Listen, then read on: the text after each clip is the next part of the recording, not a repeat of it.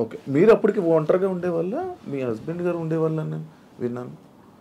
లేదు, పాలిటిక్స్‌కి వచ్చిన తర్వాత కొద్ది రోజుల తర్వాత ఈవిడ డిస్టర్బెన్సెస్ వల్ల నేను కొంచెం ఒంటరిగా ఉండడం జరిగింది. ఓకే. ఈయన గురించి ఒంటరిగా ఉండడం స్టార్ట్ చేశారా? లేకపోతే లేదు, ఆవిడ వలన నేను నా ఫ్యామిలీకి దూరమే ఒంటరిగా ఉండటం జరిగింది. ఓకే. మీ ఎక్స్ హస్బెండ్‌తో ఏం ప్రాబ్లమ్స్ ఏం లేవా మీకు? ప్రాబ్లమ్స్ అంటూ పెద్దగా లేవు, కానీ డిస్టర్బెన్సెస్ అంటూ ఉన్నాయి. అంటే తను ఎప్పుడు ఫారెన్‌లోనే ఉంటారు. తను ఎప్పుడు ఇండియాకి రావడానికి ఇష్టపడేవారు కాదు. నాకు ఫారెన్కి వెళ్ళడం ఇష్టం లేదు. నాకు ఎప్పుడు ఇండియాలో ఉండటం ఇష్టం. సో మేము ఎంత రిక్వెస్ట్ చేసినా వచ్చేవాళ్ళు కాదు. ఫ్యామిలీకి ప్రిఫరెన్స్ కంటే తను ఎక్కువ మనీకి ప్రిఫరెన్స్ ఇచ్చేవాళ్ళు. మేము చాలాసార్లు అడిగాం, ఇలా నాకు లోన్లీగా ఉండడం ఇష్టం లేదు, మీరు వచ్చి ఫ్యామిలీతోనే ఉండండి అని. తను ఒప్పుకునే వాళ్ళు కాదు. సో అలా మా మధ్యన డిస్టర్బెన్సెస్ పెరిగాయి. వాని వల్ల ఇంకొంచెం పెరిగి ఇంక సెపరేట్ అవుదామని నిర్ణయించుకున్నాం. ఓకే. మీ ఇద్దరు కలవడానికి రీజన్ ఎవరు? అసలు ముఖ్య కారణం ఎవరు? అంటే మీ ఇద్దరు పరిస్థితులు ప్రభావాలు అవసరం. పరిస్థితులు ప్రేమ కాదా? ప్రేమ కూడా పరిస్థితుల వల్ల మేము కలిసిన తర్వాత మా మధ్యలో ప్రేమ మొదలైంది. ఓకే. ఆ ప్రేమ కోస్తే ఎక్కువైంది. పలాసలో నేను ఉండేటప్పుడు ఎలా పోతే నాకెందుకు, నా కుటుంబ రాజకీయాల్లో తీసుకెళ్లి నన్ను స్పాయిల్ చేశారు, నా క్యారెక్టర్ అసాసినేషన్ చేశారని వాళ్ళ ఇంట్లో తను ఉండిపోవచ్చు, లేకపోతే తను నిర్ణయం తీసుకోవచ్చు. ఇంకా నన్ను పాపం ఒంటరిని చేస్తారు, ఆయన వెళ్ళి పలాసలో ఉన్నాడు, ఎలా భోజనం చేస్తున్నాడు, ఎక్కడికి వెళ్తున్నాడు, ఆయన కార్లు ఏంటి, ఆయన మనుషులు ఏంటి, ఆయన ఎక్కడ ఉండాలి, ఇవన్నీ చూడవలసిన అవసరం తనకేంటి? ఏంటి అవసరం? నాకేమైనా ఆస్తులు ఉన్నాయా, అంతస్తులు ఉన్నాయా, లేకపోతే పవర్ ఉందా, లేకపోతే ఏముందని చెయ్యాలి. కానీ అక్కడ ఏంటంటే ఒక తోటి మనిషిగా అభిమానం చూపించింది. నేను ఇబ్బందుల్లో ఉండేటప్పుడు నా కోసం ఇంత బాధ్యత వహించినటువంటి అమ్మాయిగా, తను నష్టపోతూ నా కోసం నిలబడినటువంటి అమ్మాయిగా నాకు కూడా ఒక ఏ ప్రేమనైతే కోల్పోయినాను జీవితంలో, ఆ ప్రేమ నేను ఆమె దగ్గర పొందాను. సో ఇది నేను అనుకుంటాను గత జన్మ సుకృతం. ఏది కూడా ఊరికే రాదు, జన్మజన్మల అనుబంధం, అది కంటిన్యూషన్ వస్తుంది.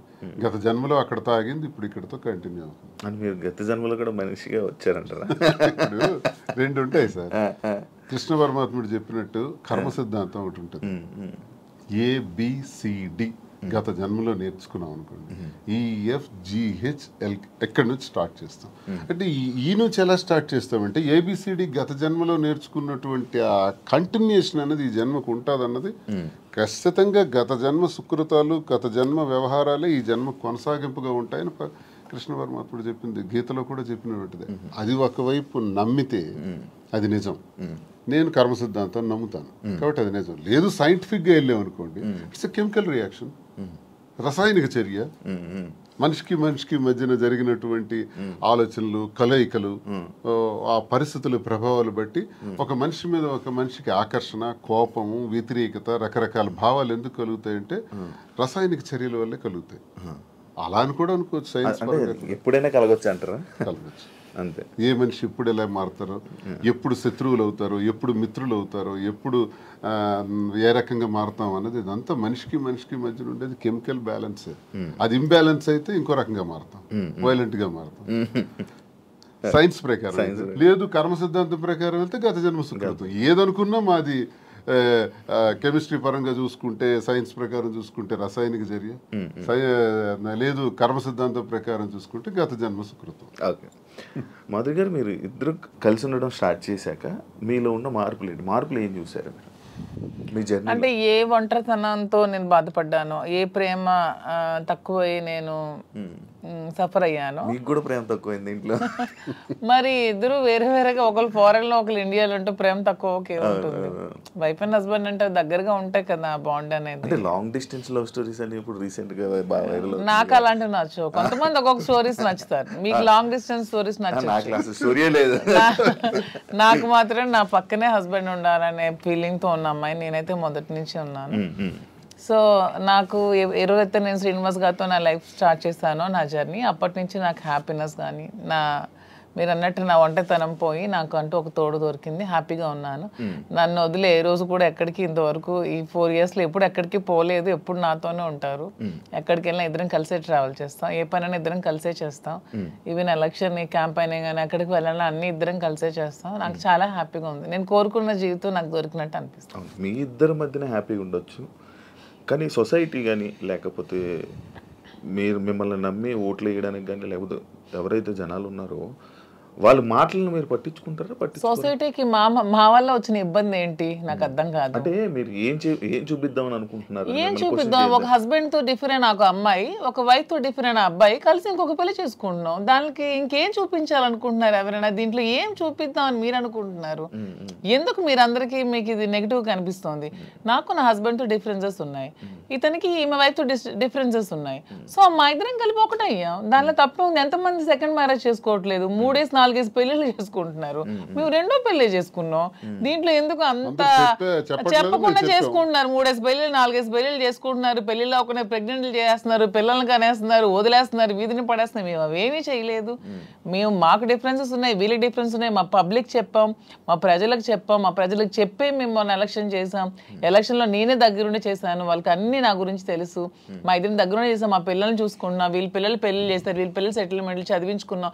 మేము గాలికి వదిలేదు కుటుంబాలకి. వీళ్ళ కుటుంబానికి ఆస్తి మొత్తం ఇచ్చేస్తున్నాడు, రోడ్డు మీదకి వచ్చారు.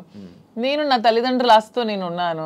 నేను హస్బెండ్ నుంచి ఇంతవరకు నేను ₹1 కూడా నేను తీసుకోలేదు ఇంతవరకు. నేను నా పిల్లలు కానీ నాకు కానీ నా పేరెంట్స్ నాకు ఏమైతే నాకు ఆస్తి నాకు వచ్చిందో ఆ యాన్సిస్ట్రల్ ప్రాపర్టీస్ మాత్రమే నేను నాకుతో పెట్టుకున్నాను. మీ ఎవరికి మేము ఏం బాధ పట్టుకున్నా, ఎవరికి ఎందుకు మేమేం దీనివల్ల ఎవరై సఫర్ అయ్యేది ఏముంది? తిరిగి పైగా మా కార్యకర్తలు మా ప్రజలు మీరు వచ్చి మైక్ పెట్టండి చాలా చాలా హ్యాపీగా ఉన్నారు. ఎందుకంటే శ్రీనివాస్ గారి ఇంటికి వెళ్ళినప్పుడు ఏదైతే వాళ్ళకి లోటు ఉండేదో, అంటే వాణి సరిగ్గా చూసుకునేది కాదు, ఈవెన్ మంచినీళ్ళు కూడా ఇచ్చేది కాదు, హస్బెండ్కే చూడదు ఆమె, ప్రజలకి ఏం చూస్తుంది. ఇప్పుడు అదేమీ లేదు. నేను ప్రతి ఒక్క కార్యకర్తకి బాగా చూసుకుంటానని వాళ్ళకి నమ్మకం కలిగి నా దగ్గర రావడం స్టార్ట్ చేశారు. నాతో ట్రావెల్ చేస్తున్నారు, నన్ను అభిమానిస్తున్నారు, ఆదరిస్తున్నారు, నన్ను అమ్మలాగా చూసుకుంటున్నారు అందరూ కూడా. ఇప్పుడు 22లో ఈ గొడవ స్టార్ట్ అయింది. 24లో నేను ఎమ్మెల్యే పోటీ చేశాను. నా మీద పోటీ చేసి గెలిచినటువంటి అచ్చెన్నాయుడు రాష్ట్ర తెలుగుదేశం పార్టీ అధ్యక్షుడు ఎన్నికల ముందు ఏం చెప్పాడు? రాష్ట్రంలో హైయెస్ట్ మెజారిటీ నాదే, అబౌట్ 70,000 ఓట్స్ అన్నాడు. నిజానికి కూటమి ప్రభుత్వంలో ఎవడు నామినేషన్ వేసినా 40,000, 50,000, 60,000తో గెలిచారు. మా జిల్లాలోనే 4 ఎమ్మెల్యేలు కొత్తోళ్ళు, మొక్కం తెలియనోళ్ళు కూడా, ధర్మాన ప్రసాద్ లాంటి వ్యక్తి మీద కూడా 3 రోజుల ముందు వచ్చి నామినేషన్ వేసి 54,000 మెజార్టీతో గెలిచాడు. మరి అచ్చెన్నాయుడు ఎంతో గెలవాలి? కనీసం 70తో గెలవాలి కదా. 30, నా 73,000 ఓట్లు. ఇవన్నీ తెలిసి ప్రజలు నాకెందుకు ఇంకా నైతికంగా బలంగానే ఉంచారు. నైతికంగా అచ్చెన్నాయుడు ఓడిపోయినట్టే. కిందోళ్ళందరికి ఒక్క 15 రోజుల ముందు వచ్చిన వాళ్ళందరికి కూడా 40,000, 50,000 మెజారిటీలు వచ్చి నీకేం 30,000? అంటే ప్రజలే 1,000 వ్యతిరేకించుంటే అచ్చెన్నాయుడికి 70,000 రావాలి కదా. ఇంత వేవ్లో కూడా అచ్చెన్నాయుడు అతి తక్కువ ఓట్ల తేడాతో గెలిచాడు కదా. సో నేను గతసారి ఎంపీకి పోయినా 3,100 తేడా నాది. వాళ్ళకి మాకు ఎప్పుడు వెరీ లెస్ మార్జిన్, 3,000, 3,500. సో వీడు ఇలాంటి వాడు సంఘ వ్యతిరేకమైన పని చేసేటండి, కొట్టండి అనుకుంటే నాకు 20-30,000 ఓట్లకి తగ్గి కుదించేసి ఆయనకు 1,00,000 మెజారిటీ ఇవ్వచ్చు. జరగల ఇంత వేవ్లో కూడా. అదే మాకు ప్రజల్లో. అయినా పర్సనల్ లైఫ్ ని ప్రైవేట్ లైఫ్ కి ఏంటి సంబంధం అండి? ఇది మా ఫ్యామిలీస్ మధ్యలో ఉన్న డిస్టర్బెన్సెస్ తో మేము ఒకటే. పర్సనల్ లైఫ్ ప్రైవేట్ రహస్యంగా ఉంటూ అబద్ధాలు ఎవడైతే ఆడతాడో వాడు దొంగ. పర్సనల్ లైఫ్ ను ఓపెన్ గా తెరచిన పుస్తకంలో జనం ముందు చెప్పేస్తే దొంగలు ఎలా అవుతాము? వాస్తవం చెప్పిన వాళ్ళు అవుతాం. ప్రజలే గుర్తించారు, ప్రజలే గౌరవిస్తున్నారు. ఈ రోజు మాకున్న గౌరవం పెరిగింది సమాజంలో. ప్రతి ఒక్కళ్ళు ఎక్కడ చూసినా సార్ ఒక సెల్ఫీ అంటారు. కార్లు ఓవర్టేక్ చేసుకుని స్పీడ్గా వచ్చి ఫోటో కావాలని అడుగుతున్నారు. డాక్టర్స్, ఇంజనీర్లు, పెద్ద పెద్ద ఎంప్లాయీస్, ఉన్నత స్థాయి వాళ్ళు, పోలీస్ ఆఫీసర్స్, పెద్ద పెద్దోళ్ళు కూడా. ఒక పెద్ద ఆఫీసర్ అయితే మొన్న చేయి తీసుకొని గుండె మీద పెట్టుకుని పెద్దగా ఊపిరి తీసాడు. ఏం సార్ ఏంటి అంత ఎమోషన్ అవుతున్నారు? ఏంటంటే మీరంటే నాకు ఇష్టం సార్. ఆయన ఏం అర్థం చేసుకున్నారు? పెద్ద ఆఫీసర్. ఇంకా చాలా మంది పేర్లు చెప్పకూడదు. వాళ్ళు ఏం అర్థం చేసుకున్నారు? ప్రతి ఒక్క జీవితంలో కూడా కథ ఉంది. ఆ కథ చాలా మంది చెప్పలేక భరిస్తున్నారు. మేము చెప్తాం. ఇప్పుడు మీరు ఇన్స్పిరేషన్ అంటారు, చాలా మందికి ఇన్స్పిరేషన్. ఆవేశం ఎలా వస్తుంది? వాళ్ళ కళ్ళల్లో ఆర్ద్రత ఎలా వచ్చింది? ఆ సంతోషం ఎలా వచ్చింది? 1,600 ఉన్నటువంటి యూట్యూబ్ మా ఫాలోవర్స్ ఈ రోజు 1,00,000 దాటారు. 1,45,00,000 వ్యూవర్షిప్ ఎలా వచ్చింది? ఇదంతా ఎక్కడి నుంచి వచ్చింది? అభిమానంతో వస్తుంది. అభిమానమా కాంట్రవర్సీ అంటారు? కాంట్రవర్సీ ఎందుకు రావాలంత? ఫాలో అప్ చేయాలి. న్యూస్ కదా, లేటెస్ట్ న్యూస్ కదా, లేటెస్ట్ రెండు ఉంటాయి. ప్రతి ఒక్కరికి రెండు ఉంటాయండి. ఎవరికైనా సరే 2 కోణాలు ఉంటాయి. ఏ మనిషికైనా సరే విమర్శలు ఉంటాయి, పొగడ్తలు ఉంటాయి, రెండు ఉంటాయి. అవన్నీ బ్యాలెన్స్ చేసుకొని వెళ్తేనే జీవితం. రావణుడిని మెచ్చింది ప్రజలే, రాముడిని మెచ్చింది ప్రజలే. రెండు ప్రజలు మీకు రావణుడు ఇష్టం ఉండొచ్చు, నాకు రావణాసుడు అంటే ఇష్టం. ఎవరి లైఫ్ స్టైల్ వాళ్ళది. నాకు రావణాసుడు హీరో, నేను హీరోగా చూస్తాను. సార్కి రాముడు అంటే హీరో. అది ఎవరి ఇష్టం వాళ్ళది. మీరు ఆయన ఎలా చూస్తున్నారు? రాముడు అనుకుంటున్నారు, రావణాసుడు అనుకుంటున్నారు? నేను డిఎస్ఏ అనుకున్నాను. డిఎస్కి ఒక బ్రాండ్ ఉంది, దువ్వాడ శ్రీనివాస్ అంటే ఒక బ్రాండ్. ఎవరితో కంపేర్ చేయను, ఈ స్పెషల్ అంటే.